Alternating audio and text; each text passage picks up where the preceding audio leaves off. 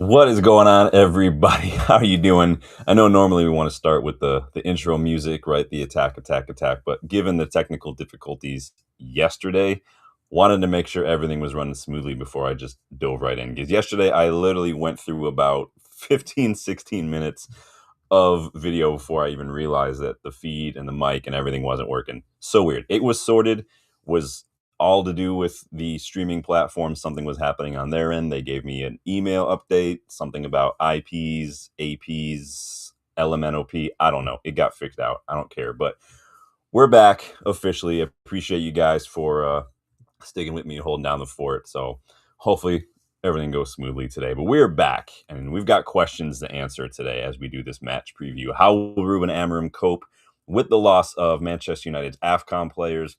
With Casemiro suspended, will we see Kobbie Mainoo get some minutes? Maybe Kobbie Mainoo gets a start. Could we potentially see the return of a back four that we saw maybe towards that second half towards Bournemouth? Amorim maybe hinted that he was making changes now with AFCON players' absence considered. Again, we're going to go through all that. I want your thoughts, though. I want your predictions as United prepare to travel to face a very high-flying Aston Villa side. We're talking team news. We're talking tactics, score predictions, starting 11s, all that kind of stuff. You guys know the drill by now. Of course, we will be going through the news and stuff to start as well because we always got to do the news on here. So we're doing that, you guys. Make sure you like the video. Please make sure you subscribe to the channel if you are new. And let's dive in. The nice thing is, though, that given the issues yesterday, it means we had to delay a day, obviously. But the nice thing about that is that it gave us time to also get a laugh at Liverpool moment, courtesy of Dylan. So why don't we just go ahead and throw this up on the screen? It's been a couple of days since we've had a laugh at Liverpool moment, but hey, why not? Dylan sent me this early this morning. And it's always nice to take a moment to laugh at Liverpool. So, yes, you are reading that correctly, that Altay Bayındır has the same number of big chances created in the Premier League this season as Florian Wirtz. You won't see anything about it, though. No one's talking about it on the media or anything. No one's going to make a big deal about how much Wirtz costs. I mean, how much did we pay for Bayındır? I mean, we could give them Bayındır if they want to maybe create some chances at Liverpool. We'll be interested in contributing to charity, but in any case, yes, Florian Wirtz got to be the flop of the season so far. It really doesn't even matter what happens from now until the end of the season. The guy has absolutely been a flop. So appreciate Dylan for providing us with a laugh at Liverpool moment today. But you guys know we love those around here. So how's everybody doing today? I keep forgetting it's Saturday, right? It doesn't feel like Saturday in my opinion. But hope everyone's doing well, enjoying their day. What you guys been up to? I get up early. Typically, you guys know I'm up at like 5 a.m. Dogs are fed and let out. Coffee's done by 5:30. I'm chilling, working out, walk the dogs today. Big up, Danny. Hope you're doing well, man. How's your day going, dude? How's your back feeling, brother? Let me know how you're doing. Glad to see it's working now, the feed. So it is what it is. But it's a little dark in here. You know what? Always when I do a live stream during the day, it always feels like it's a little darker in here. But at night, it seems like you guys can see me a lot better. But that's all right.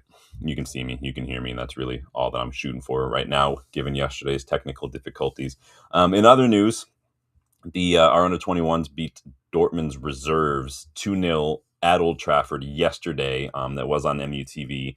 It was the Premier League International Cup, which is an interesting tournament. I don't really understand that, but how can it be a Premier League International? I don't get it. It is what it is, but we came out of that 2-0 winners thanks to a brace from Gab Biancheri. And to start, it was Cheeto, Obi, and Biancheri kind of linking up for the opening goal.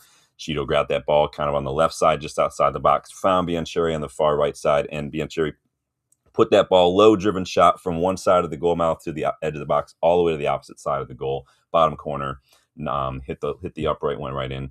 Really good. Second goal, he took really excellently well. Second half, simple run in the box, got a nice little vertical short ball, and just lashed it past the keeper. So you guys know I'm a big fan of Biancheri. I think that he could be excellent as one of these 10s in this Amorim system, maybe as like a false 9. I don't see him always maybe as the typical striker, like the finisher.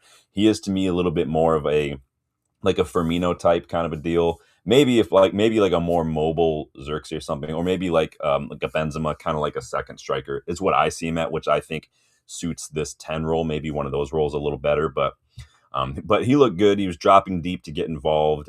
Showed a lot of really good composure, good press resistance under pressure in tight spaces. Really good passing as well. He played a really good switch from the right side, turned around and just blasted it over to find a winger on the left. It was really good play from him. So, and these weren't Dortmund's under 21s. This was their Rezzies too. This was their under 23s. These guys were bigger. Their striker, whoever the number 19 was massive, like bigger than Cheeto massive. And they were faster too. And, we still came out 2-0. So I'm happy with that. Decent sized crowd at Old Trafford for considering it was an under 21s match. I'll tell you who the star, though, was for me watching that was Sekou Kone. You can go check the channel's Twitter. I reposted a highlight from Sekou Kone, but Kone looked very, very good. Lively, wanted to get involved. Really, really good under pressure, I thought. Just good drop of the shoulder, getting his body between the opponent and the ball, getting his head up a lot. Good touch, too. Really good dribbling. Drop a shoulder here and there to create space for himself. And he played he's playing some really good passes. Really good, like Pogba-esque long ball at one point to find Fletcher. We should have had another goal there, but it is what it is. Oh, yikes, Danny's discs are fucked. Dude, nah, that sucks, man. Well, hopefully, you're getting that help. Hit that acupuncture, maybe get some heat going on there, man. Sorry. If you're doing any PT, hopefully that goes well as well, man. Danny says, missed the under-21s loan move to Cardiff. Do him some good. Who are you talking about? Oh, like Kone or something? Danny says, glad to hear Kone done well. He wasn't great against Tamworth. Yeah, I remember Kone's been out for a long time. He was out, I think that was like late August. He got that eye socket fracture, and then he just came back, like, I think right before the last international break, I want to say. He got some minutes. He was getting some late sub minutes. And then he obviously been starting. And so shake the rust off, get back match fit, and I think you're going to see, Biancheri's going to Cardiff. Well, that'd be good for him. I know he and his family are from Cardiff, so could be good. Maybe go home. Hopefully we don't lose him. Hopefully he doesn't get too homesick that he wants to stay there. Maybe go hang out at Wrexham or something. But yeah, I think some of these guys are at a point where they need to go out on loan, like Diego Leon, Biancheri, maybe Cheeto, maybe next season. Guys like Kone, perhaps. We've already got a lot of youngsters on loan as well. Obviously, Amos and those guys are doing pretty well. Ennis, I'm going to go see Ennis this time next week. I'll be going to see Ennis play against Salford. So that'll be good because he's on loan at Fleetwood. So a lot of really good youngsters. We've done loan watch. We've done youngster watch. We did that the last international break. You guys can go check out those videos as well. Obviously, some of the stats will be moot now because that was about a month ago. But it's good to see, at least get an idea of how these guys are playing. So speaking of youngsters, it has been reported by a couple outlets now that United have made a bid of about $450K for a 17-year-old Sheffield Wednesday fullback, Yissa Alau. He's young. He hasn't really played. He's basically another, Heaven kind of Lusali kind of signing. He's getting some. He's kind of a youngster. He's 17 years old. Like I said, he's not really getting a whole lot of first team minutes. Literally just one real appearance for Sheffield Wednesday's first team, and that was 37 minutes against Grimsby Town, and Sheffield Wednesday lost that. It was a Carabao Cup match. So yeah, playing against Grimsby, knocked out of the Carabao Cup. He sounds like a Manchester United player already, right? So, but in any case, maybe we can leverage some financial ease with that, because obviously Harry Amos is on loan at Sheffield Wednesday, doing very well as a left wing back for them. Now, Harry Amos's loan is technically up in January, and Sheffield Wednesday are struggling a lot financially. So maybe there's something we could loan. Maybe they throw us a youngster. Maybe we call that like a fee, whatever you want to call it. But yeah, linked to a lot of youngsters. Danny's not happy with this and getting sick of buying these younger players. No, we're always building for the future, I think. I don't think he's going to be someone who's coming into the first team. He's definitely going to be someone who's going to go into the academy, maybe spend a year in the academy, maybe go on loan. I don't mind building for the future, like I said, but I do think, you also want to make sure we're buying for when we are, honestly. We Cunha, Mbumo, Lemons, these guys are for the here and now. Shesko's for the here and now too. We bought De Ligt, Mazraoui recently. Those aren't youngsters either. So I think we've seen a good mix. I don't have a problem with that whatsoever. I think a good blend of both. Dorgu's young, yes. Yoro's young, Heaven's young, but I do think that, none of these guys was meant to be just automatic starters week in, week out quite yet. So still work to be done, but I hear you. We can't only buy young players. That's, I think, what Arsenal's problem was for a number of years. They really only got their shit together like a year ago when they started bringing in guys like Marino and whatnot. But you have to take the good with the bad, So, and it's a finite amount of money, but it is what it is. Danny says to make profit in future. Yeah, and you never know. Not every single one of these guys that we buy, like even like you're saying, Orozco, even Kone, even Mainu, for instance. We're talking a little bit more about Mainu later because I've got thoughts on Amorim's presser. Um, not a lot of these guys, very small percentage, are actually going to go on and become regulars in and around United's match day squad, let alone, the starting 11. It's very uncommon. It's not common at all that youngsters even make it to the Premier League. It's very small percentage. It's like less than 1%. And so another point of having the academy is, yes, these kids get training, they get development, they get like world-class coaching and access to physios, nutritionists, all that stuff to prepare them for whatever the next steps are. And if you really look at it that way, it starts to make sense. If they're good enough, those next steps will be at United. If they're not, then yes, we're going to make a little bit of money off them. Hopefully, that's just how the academy system works. Very small percentage are actually going to go on and do something with the first team. So yeah, I'm not going to pretend like I've seen this kid. I don't think anybody should pretend like they've seen this kid. Like I said, he's got his only first team real appearance for Sheffield Wednesday has been 37 minutes in the Carabao Cup match. So if anyone's trying to tell you they know what he's about, don't believe it whatsoever. So a little more transfer news to talk about here. So Romano reminded us this week that Semenyo's release clause activates in January, but it is only valid until January 10th. And so he also goes on to claim, though, that January move for Antoine Semenyo is expected. Remember, we spoke the other day about the big news that Romano came out with, that United and City have recently reached out to him within the last week or so. Liverpool apparently called Bournemouth, or Bournemouth, if you're a retail Romano. They called him in November to understand the details of this release clause. Again, the release clause is weird. I don't know what's going on with clauses these days. You have one that kicks in January, but it's only active for 10 days. I don't understand why. Why? I don't get it. Spurs not really in the race, according to Romano either. We spoke at length about Semenyo recently. We did that big show on him. Did he pass the audition when we played them the other day? Big 8-goal thriller. Muscled Luke Shaw off the ball. Where would he play at United versus City?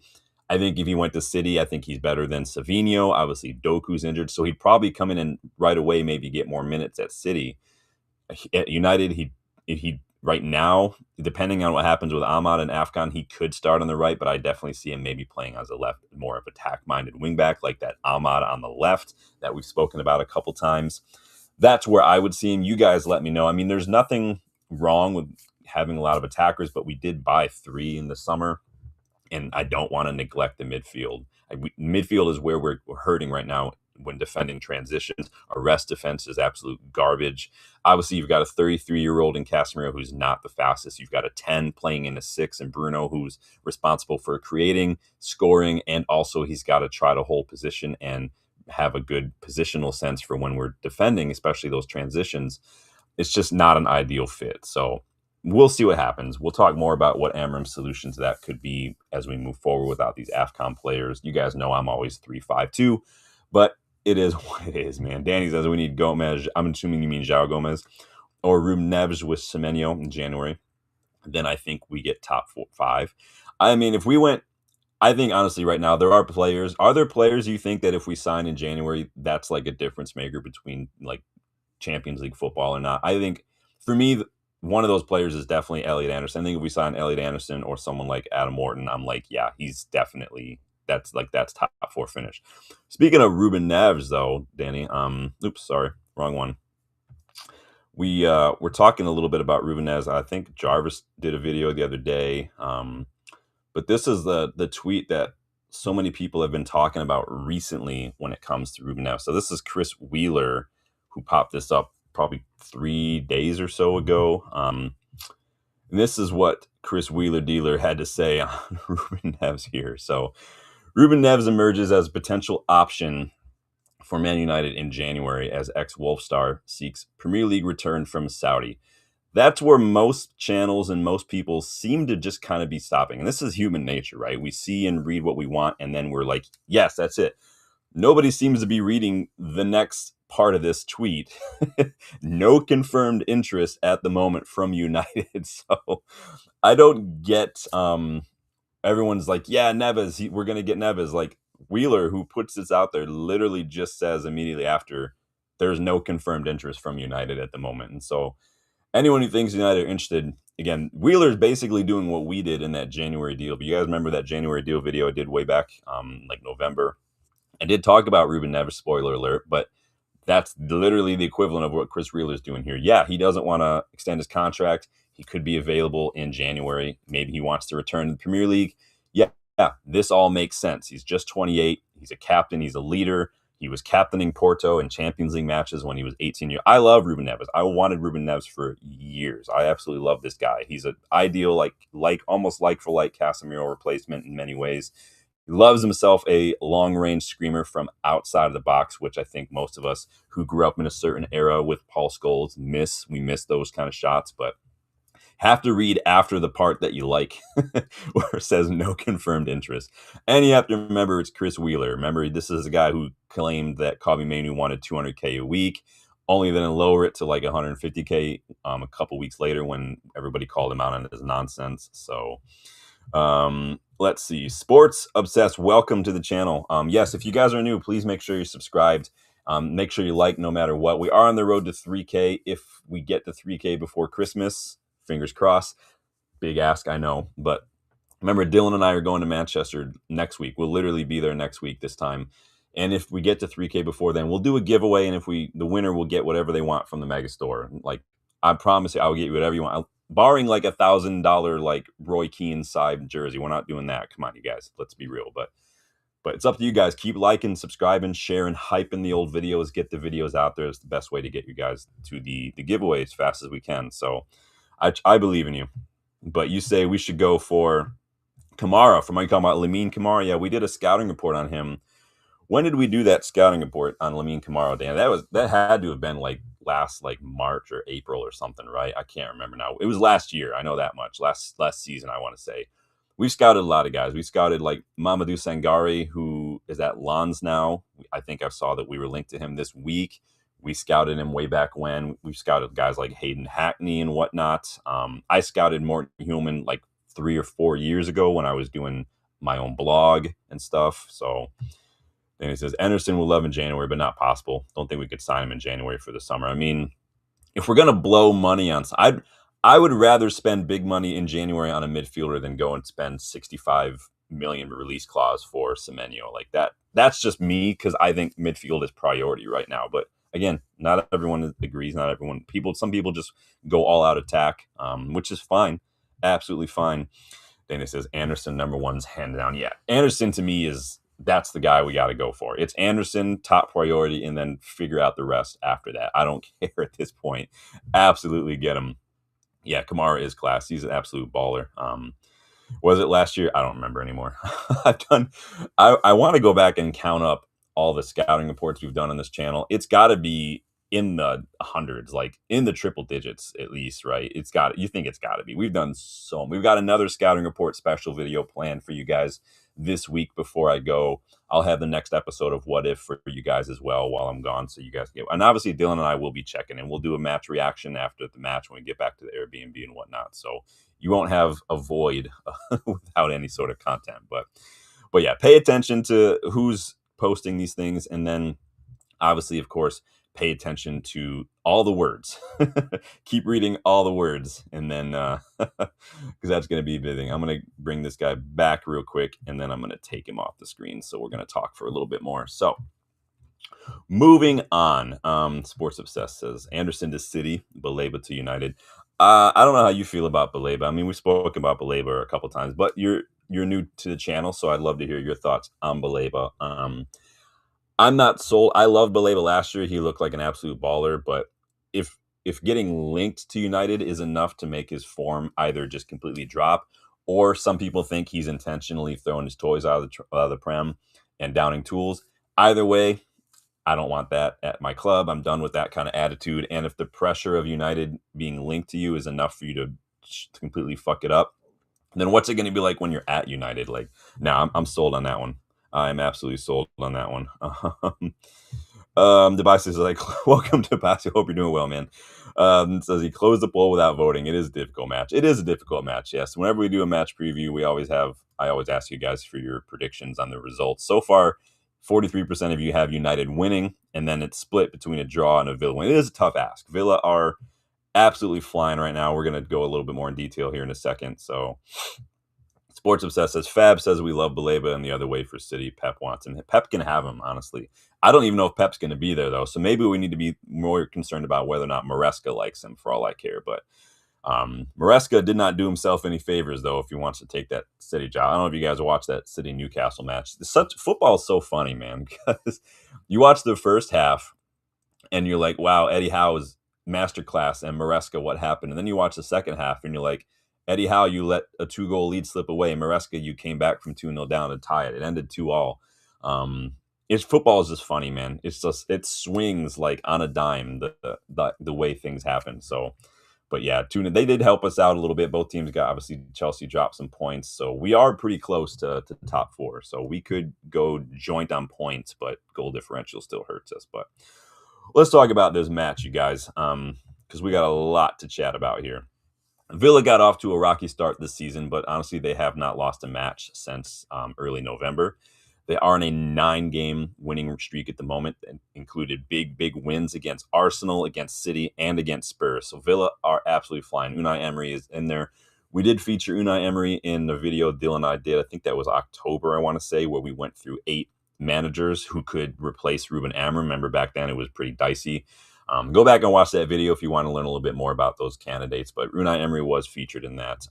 He could be a lot of people's favorites now. I think Glasner got the majority of the votes in that video. For me, it's definitely like Glasner, Emery, even Eddie Howe in some degrees are kind of up there right now. But in any case, Villa, as the last time I checked, they are 3rd in the table. They've got a nice cushion on Chelsea, I believe. I think it's like 4 points now.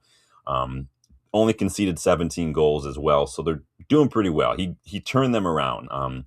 United, we are 6th, just 2 points off of top 4. A win could see us jump to joint top 4 right now, but we'll see what happens. But our recent results have been mixed, and I get, Debasi's, why you're like, I can't predict, because who knows? It's flip a coin right at this point, right?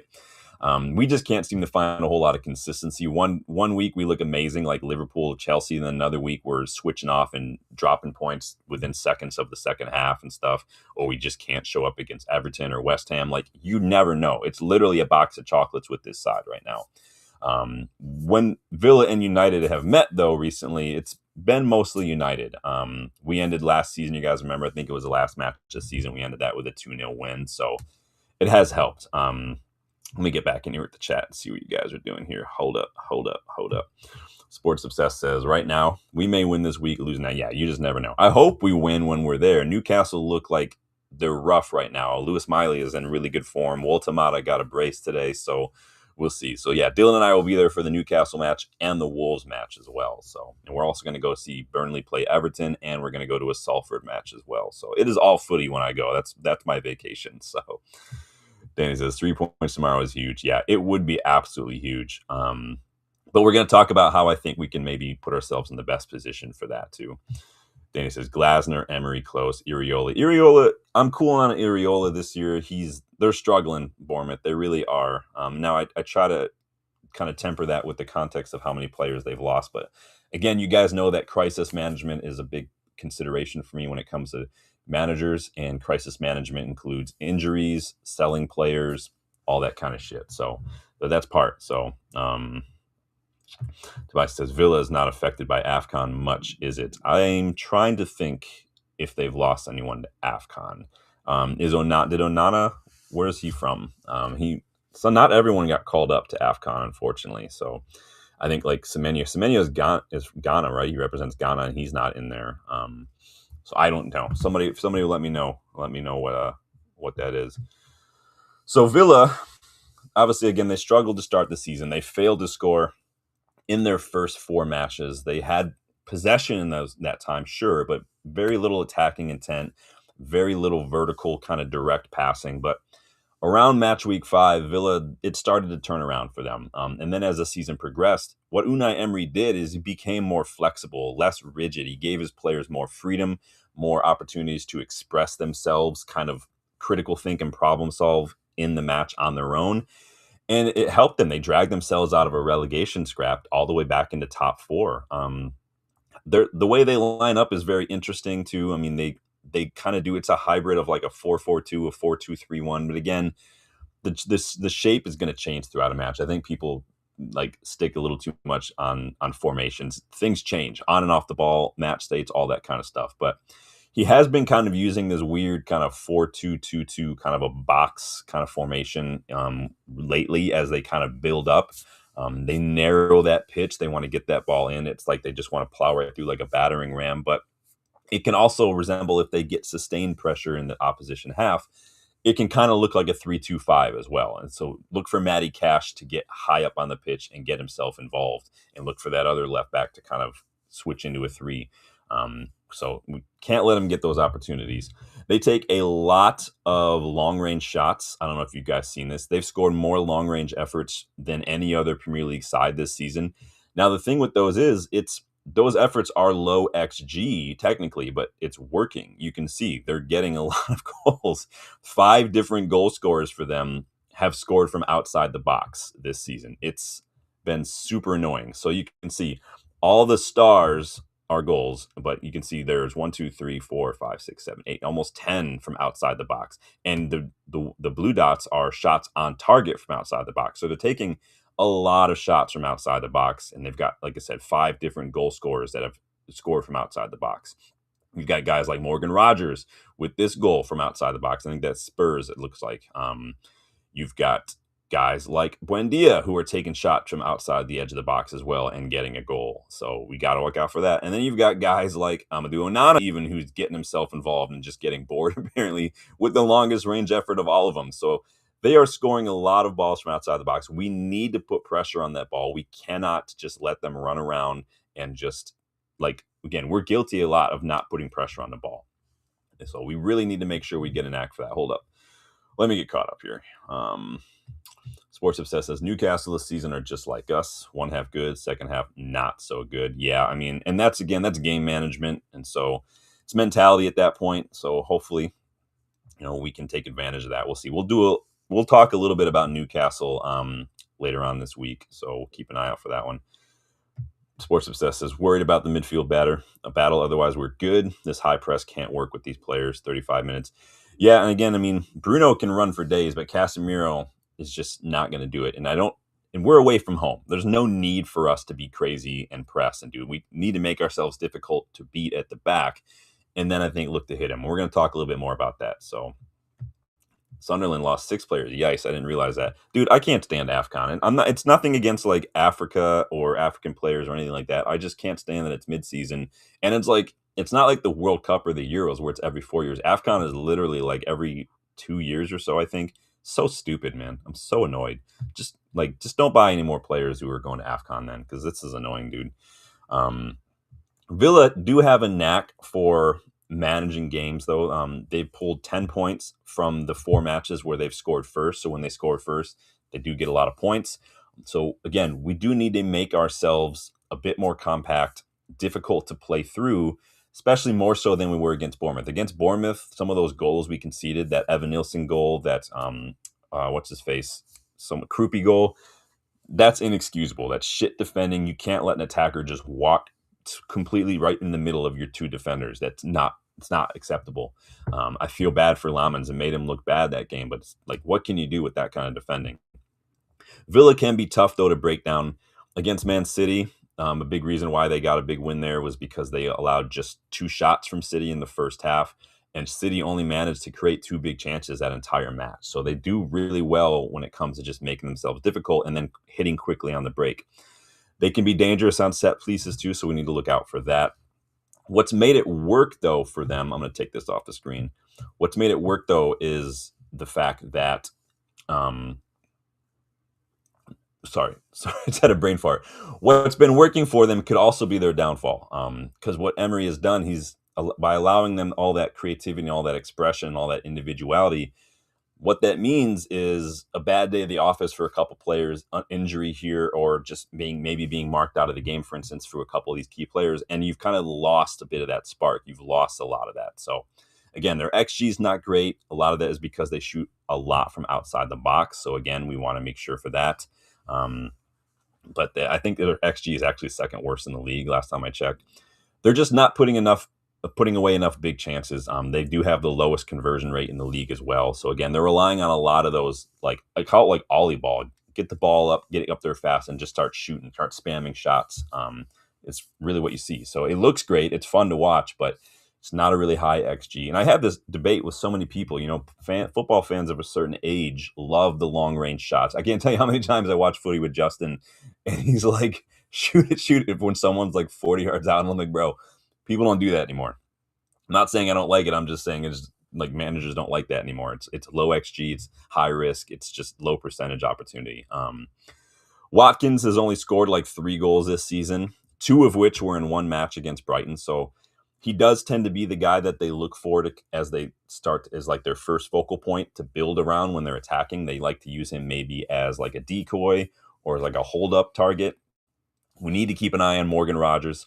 We need to make sure, because he's the one who's making a lot of those runs off of Watkins and getting involved in the opposition area. So we want to make sure we cut out those passes, win those second balls as well.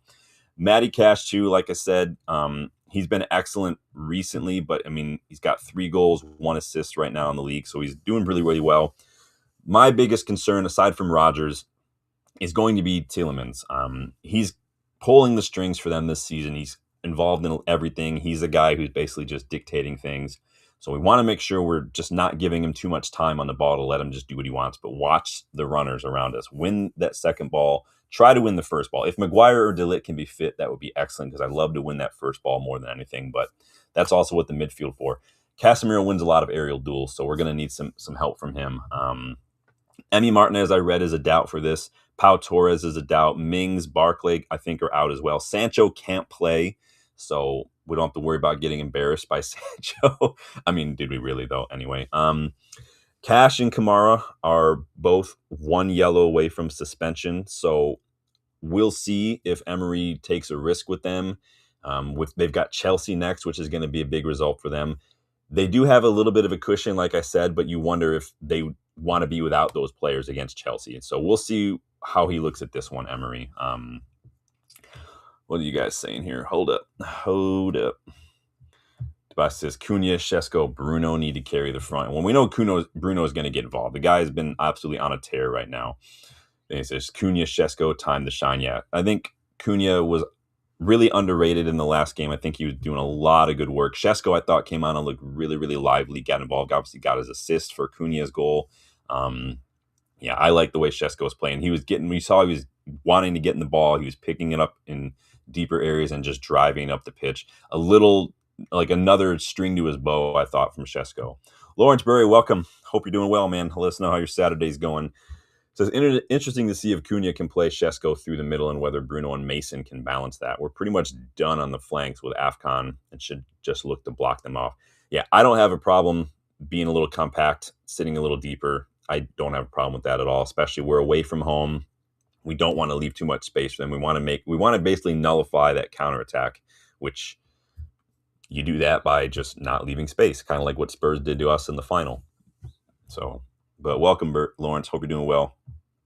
Dwas says we're not doing much in defense. Yeah, we're very, very leaky in defense. Again, we're not conceding a ton of chances, but we're just conceding with the few chances that we are giving away, and it's not good enough, man. It's just a little sloppy errors, switching off and shit. So super annoying. I do think their defense is where we can hurt them as well. I don't think Lindelof is obviously physically sound. If Emi Martinez is still out, Bizot, to me, is not a top keeper. He's their backup. It is what it is. Because I do think Villa can be got at because they lose the ball a lot in their own third. I saw this on The Athletic. And so they lose the ball a lot just outside their box. 11 of those opportunities they've done so far have led to shots. And then like one of them has led to a goal. So if we can shake them, we know Lindelof's not quick. We know he's not strong. I think we can bully him off the ball. We don't want to let them get too much of the ball back there. But I think we could put pressure on that back line. We could get lucky. We could maybe steal an opportunity and get nick an early goal.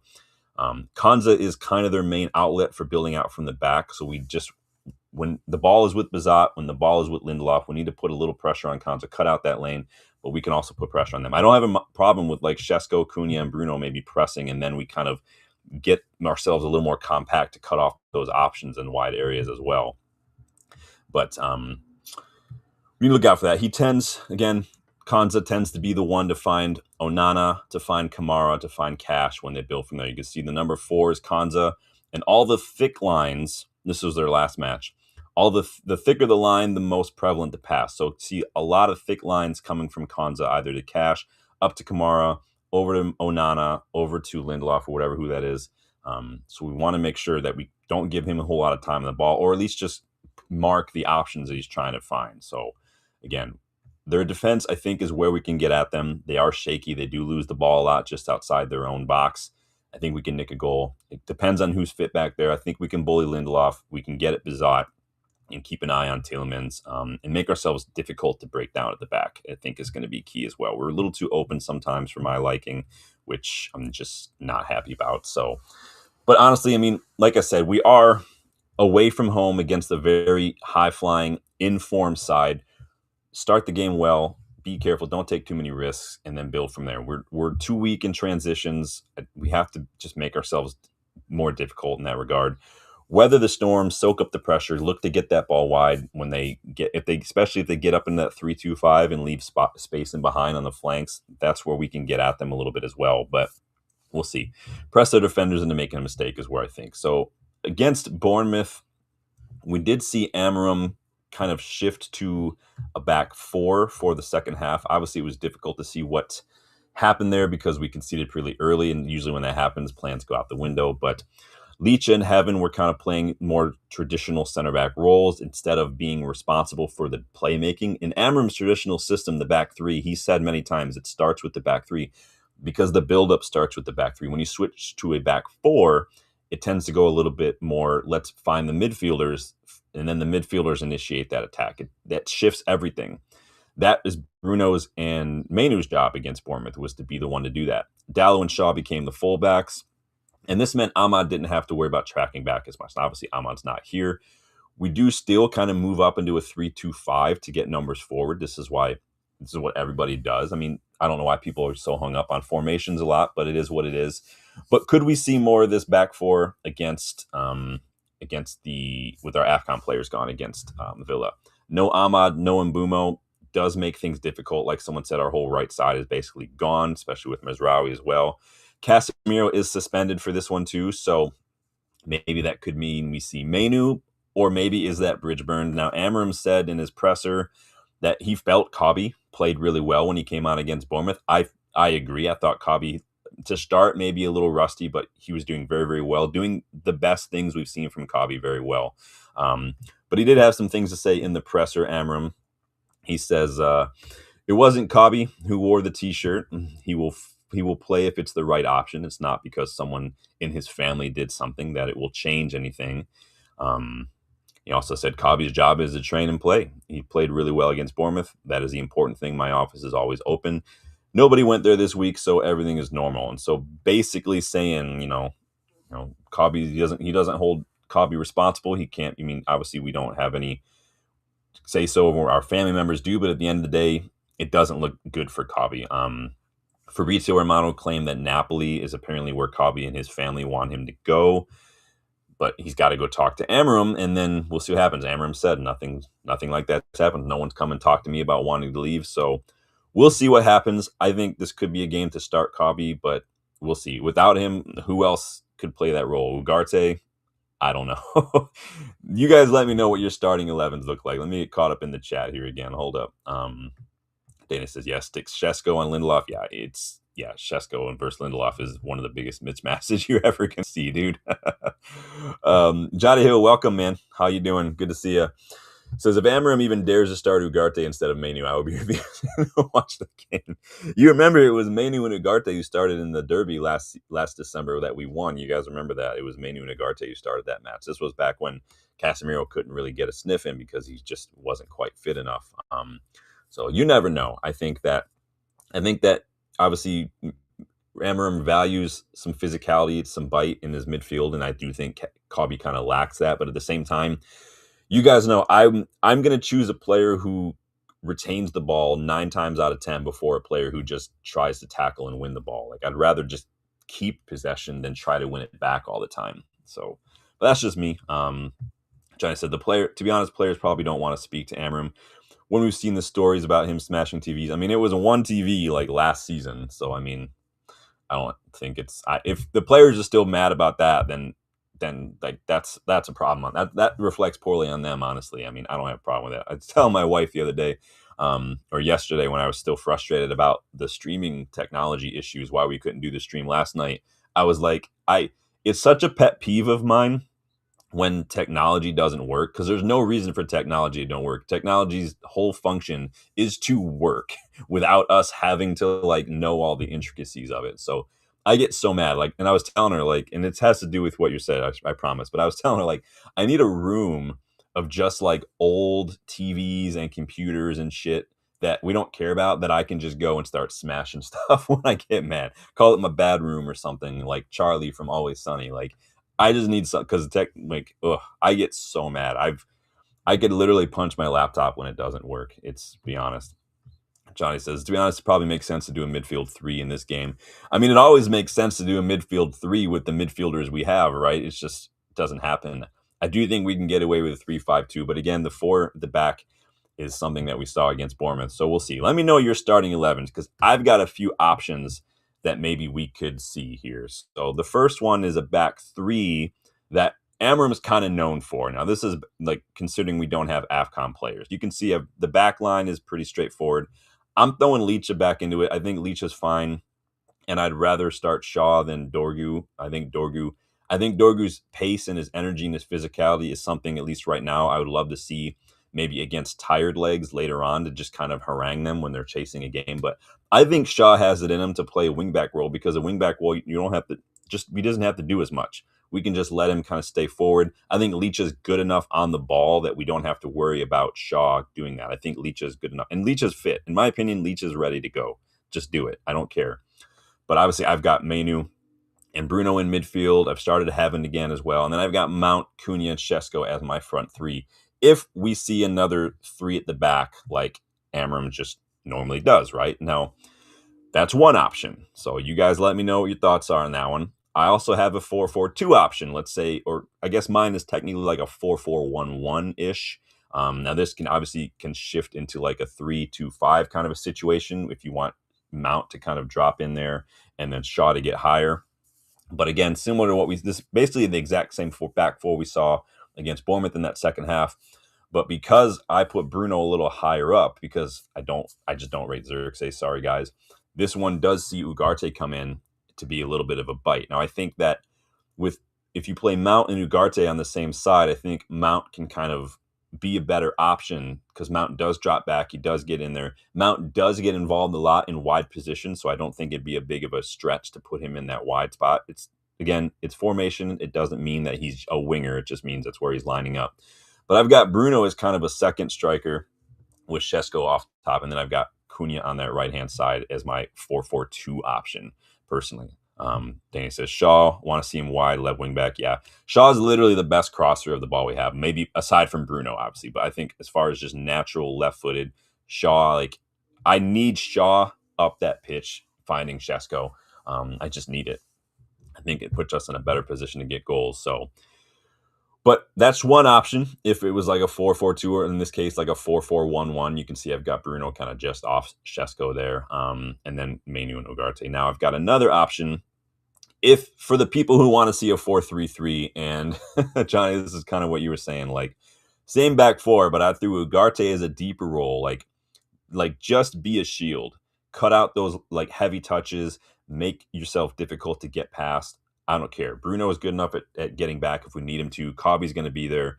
With a 4-3-3, both eights don't always need to get super high forward. One can kind of hold up in the middle. You still have Ugarte as a shield, and the other one can kind of get involved. So it kind of turns into a 4-2-4 a little bit when you're on the attack. Gives you a better rest defense. And I've still got Mount, Cunha, and Shesko up there as my front three.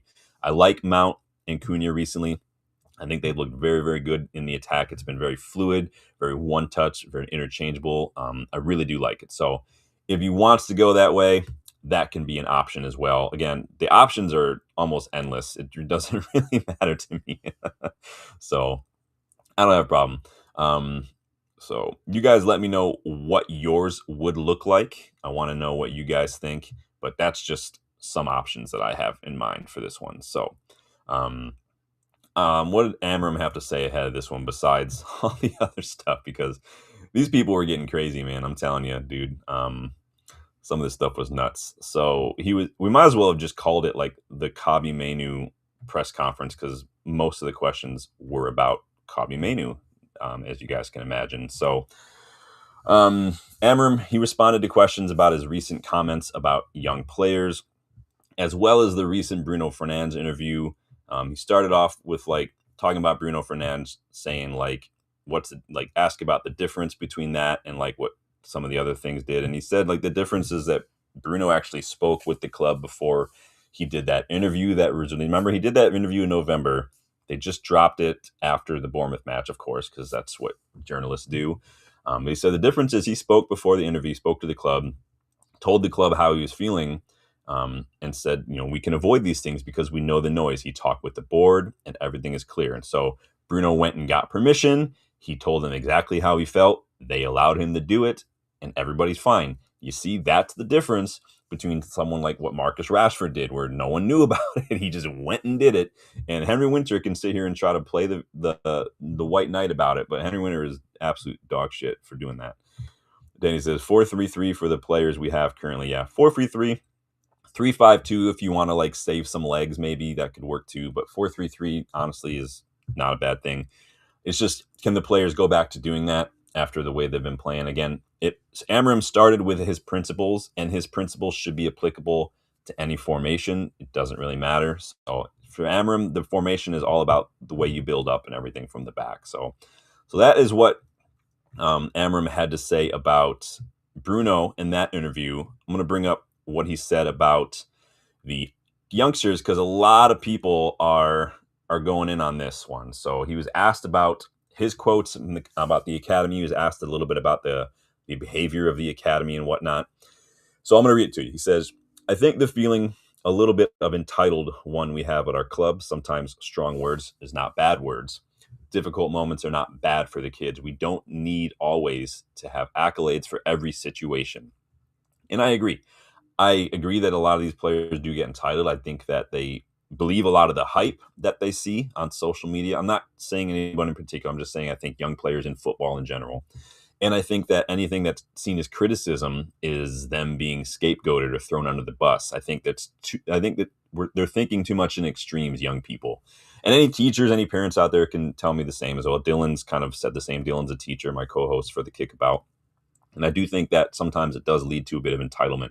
We saw this with Garnacho. I think Garnacho really bought into that hype. The Puskas went straight to his head, I think. And he thought he was on Ronaldo stuff when he's really, at the moment, maybe more like an Elanga or something. I'm not trying to diss. I'm just saying there's levels to this shit. We saw Garnacho today for Chelsea. Didn't look great. Amorim said, you guys talk about the players who speak against clubs because you feel entitlement. Then you have legends, so you don't play. Leave because everyone is wrong. So stay. He says, no, stay and fight. I have the feeling we need to fight against this feeling. So he's railing out against the ex-players who are so quick to say, like, if you don't play, you need to leave. That everyone else is wrong. You're right. You need to go leave. And Amorim's kind of like saying what I've been saying about Kabi in the last couple months. Like, no, take it as a challenge that maybe you're not quite there yet. For whatever reason, it might not even have anything to do with skill. Maybe it is mentality, and make some changes, make some improvements. Give Amorim something to think about. Go out to that training pitch and say, no, you know what? I'm starting, and I'm going to show him that I deserve to start. That is the feeling I think has been lost. Amorim says, I'm the first guy to say I'm failing. Outside the pitch, I guarantee I'm not failing this club. We forget the players, what it means to play for United. We as a club forget sometimes who we are. It's the environment. The kids feel entitled and free to respond to the manager with a picture. Shots fired. I have no problem with that. I'm fully critical of anyone, whether you're a teenager or an adult, who takes to social media instead of talking about something face-to-face. I think it's absolutely cowardly, selfish behavior. And Amorim says, my office is open, but nobody is coming to me. He says, we need to change as a club. I didn't say anything wrong. I spoke about the luck of playing for Man United. Sometimes you play for United and see different realities, and you understand football can be so different. That's my point. Now, I do think that when he says he didn't say anything wrong, I'm going to fight back with him a little bit on that one, because while I don't have a problem with him calling out any ex-players, calling out the media maybe for contributing to possible entitlement in a young generation of players. I do think that what he said when he name dropped Almas, Cheeto, I don't think that was called for. Just leave that out of it. I don't care if you were trying to make a point. Doesn't matter. I don't get that. So it is what it is. You can agree, disagree. No, it's not about right and wrong. It's just how I feel. And what do you make about his comments though about youngsters responding on social media instead of talking to him? It's like I fully agree with that. What about football fans in general who rage in one sentence about player power, like it's player power, but then they turn around and vilify managers for calling it out, for calling out player power. Like they want it both ways. You can't. It's not the way life works, right? I do think young players believe the hype a little too much. I think they need to not take to social media to vent their frustrations. Like I said, I think it's childish. I think it's petty. I think it's unprofessional. I think it's weak. I think all those things. Social media is toxic AF. I can't stand it. But I don't think he should have dropped the players' names, Amorim. Andy Mitten wrote this week that Amorim's reluctance to use youth is understandable, but his public comments about him are not. Do you agree? Go. I'm going to get caught up on the chat here. Johnny says, my issue with Bruno's interview in the Rio interview is that Bruno pretty much says he can't and won't change the way he plays. I think a captain shouldn't be saying that. He did say in the other interview, though, that he has made changes. He has realized that he can't always be the guy running around trying to make things happen. Like he's got to trust his teammates and stuff like that before. He has made those changes as well. So I do think he has made changes. I think obviously 2 different interviews. Now the one interview was done. I don't know when the Rio interview was actually done. If someone knows that, let me know. I know the other interview was done November, I think. And so that does make it kind of take into context. It's all right. My computer just shut down. That's all right. This one's working just fine. So Danny says, new generation, too soft, spoiled. I agree, though, Johnny, that I don't think, I didn't like the Bruno interview. I didn't like a lot of things. I don't think it's up there as far as like Rashford or Ronaldo interview. I think that those are completely different. In that interview, Bruno was kind of talking about the way he felt treated by the club, not calling out his teammates or his manager. And I don't have a problem with Bruno kind of talking about young players in general who don't want to defend the club or actively want to try to speak out against the club. And so I don't have a problem with that one. So let's see here. I don't know if you can hear my dogs downstairs playing with squeak toys. Johnny says he might be right about entitlement, but one we have to ask is where the young players are learning that entitlement from. So he says they're learning from the Caesars. Well, and see, and Amorim says maybe the ex-players and the media are contributing to it. It's so funny. All these people want to agree with Scholes, agree with Rio, but we put up those slides the other day when we spoke about this, that Beckham has pretty much said the opposite about Amorim. Giggsy has recently said Amorim's doing a good job. Steve Bruce, TalkSport, tried to bait Steve Bruce last week into bashing Amorim, and when he didn't, they quickly pivoted the talk to talking about Spurs again. Kate Abdo, or I guess Kate Scott now, tried to bait Scott McTominay yesterday in an interview, asking questions like, why do players get better when they leave United? And he immediately wasn't falling for it. He said, no, it's an easy excuse. United has you set up to exceed in every single facet, and it's up to the players to take advantage of that. They're gifted a lot of things, a lot of opportunities that other players would kill for. It's a mentality thing. No one can ever doubt McTominay's mentality. I think if he had been here if we played a 4-3-3, McTominay would probably still be here. McTominay is a double pivot playmaker, not ideal. McTominay is a left-sided 8 with room to run and receive the ball in those wide areas. Different animal, as you're seeing at Napoli. So there's a lot of factors involved. So well, we see Johnny says, in that comment about my office is always open seems like a lie too, because it wasn't a few months back when he said he doesn't talk to the players privately. Did he say something about not talking to the players privately? I don't remember that. Let me know if someone said that. I have to look that up. Johnny says, true, but I just think if a question about your play style is asked, you should choose to answer it with, I'm always trying to improve my weaknesses, says an example to the rest. Well, he did say that in the other interview. If you go back and watch the one with Canal, he basically said that same thing. Danny says, Gomez looking way better than Baleba this season, is he? Yeah, Gomez, I mean, Wolves, it's hard to judge Wolves players sometimes because Wolves are shit right now, but I do like the look of Gomez. I would still choose Ruben Neves over João Gomez right now, if I'm being honest, but Gomez is younger, but he doesn't offer to me as much he does what Ruben Neves does, but Neves just does more. I think Neves got more mentality. He's a leader, better shot, better passing, better reading of the game. Personally, Johnny says, no, I mean players like Shaw. That guy seems only to perform whenever international tournament is around the corner. I think he's entitled. I mean, Shaw in 22-23 season, was it 22? Yeah, was that one or was it 23-24? I can't remember now off the top of my head. Shaw was amazing. When he's fit, I think Shaw has looked really good this season playing in the left center back role. I do think that he is another player who needs to not focus so much on international duty. I don't blame him for the injuries necessarily. It is what it is. I just call out the injuries for what they are. They're injuries. I can't really count on Shaw to be fit all the time. He's one of those players now where you're like, you never know what's going to happen. You just kind of have to play him till he breaks and see what happens. But let's see here.